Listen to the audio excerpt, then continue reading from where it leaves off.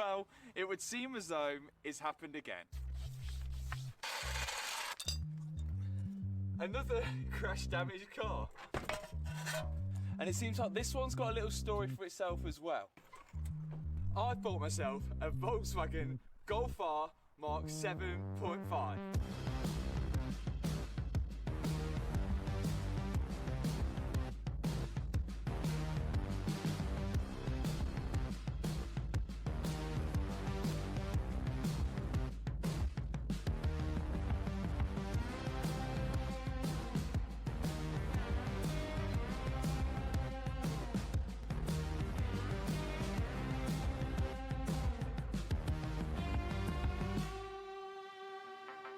And here we go, another exciting project, a Golf R 2018.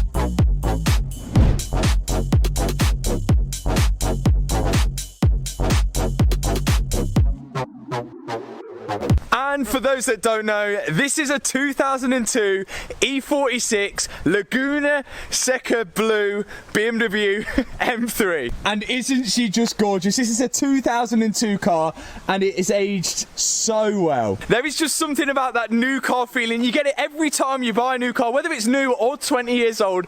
You just can't quite put a finger on what that excitement feels like. I guess that's why I just keep buying these cars. But this build, I'm dedicating to you guys. I'm doing it for you because you guys forced me into doing this and there is no turning back now. Now, just like every car I buy, they come with some strange history and, well, this one isn't an exception. Now, just like my Audi R8, this was a track day experience car. That's where people pay money to go around a track with an instructor in a car of their choice. Which just mean the majority of this car's life has been being thrashed around a track. And that is backed up by some of the wear and tear on this driver's seat. But that did not put me off buying this thing. Now, supposedly we do have some service history with this car, and if you know E46 M3s, especially in this colour, they are going up in value. So hopefully with some TLC, well, a lot of TLC, we can get this restored and back on the road and look into how it should have done. Now, I'm not naive, this car is not going to be restored overnight and does need a lot of work, which was reflected in the price, which we'll get onto. But I am feeling positive about this thing, so positive that we decided to make dedicated BMW merch. The hoodies with the M Sport straps on the front, the M Sport straps on the back, and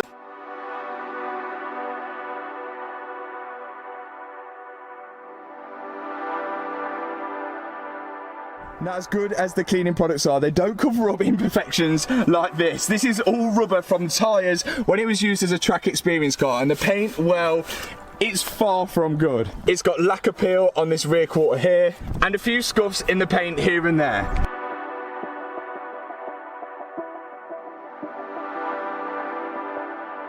So once we've got the M3 back on the road, it's definitely going to be taking a trip to the body shop and potentially for a full respray. But don't worry, we'll be keeping the Laguna Seca Blue. Now, after hours and days of work, the moment of truth, has the glunking sound from the diff or the prop shaft disappeared? Has the play in the steering wheel gone? Has the play in the gear shifter gone? And does the handbrake work? And will this pass an MOT? There's only one way to find out. Let's do this. Laguna Seca Blue E46 M3. She looks incredible. Look me in my eyes, you can try me if you want. We don't got the same drive, you can try me if you want. But she is far from finished. In fact, saying far from finished is a little bit unfair. There's just a little bit more to do. But saying that the M3 has came a long way is an understatement. This car was absolutely battered.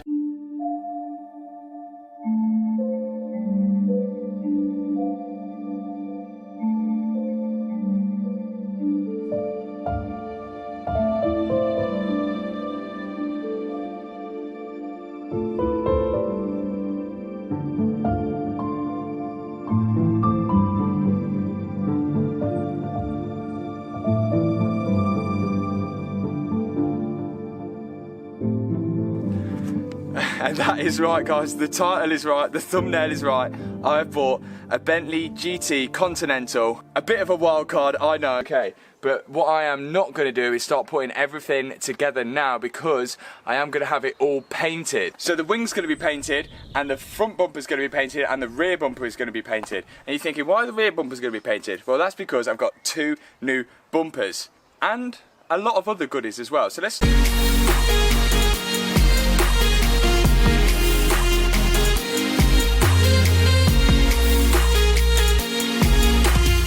So literally right here between me and the Bentley lays the Super Sport body kit that we're going to be fitting to it. Now I know what you're thinking, oh my god Matt, you're going to be fitting bloody aftermarket bumpers and body kits to a Bentley Continental GT. Yes, that's what I'm going to be doing.